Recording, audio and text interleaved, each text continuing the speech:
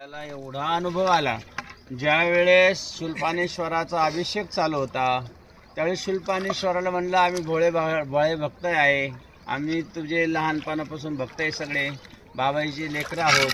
जर खरी आम्ही मनापासून परिक्रमा करत असू, तुझा जर आमच्यावर आशीर्वाद असेल तर ते फुलं खाली दे बाळा. महादेवाने अक्षरशः आपण पाहिलं असेल, सगळे फुलं कशी पडले, 2 फुलं असे अगदी आपल्या इकडं आले. याचा अर्थ आपली परिक्रमा ते आता त्याच्यात नसतील आले, परंतु इतकं सुंदर नियोजन चालू आहे, इतकं सुंदर आयोजन चालू आहे.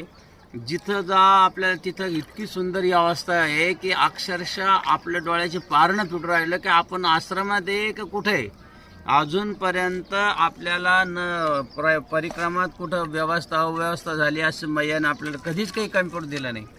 अक्षरशः काल आपण पहिल्यापासून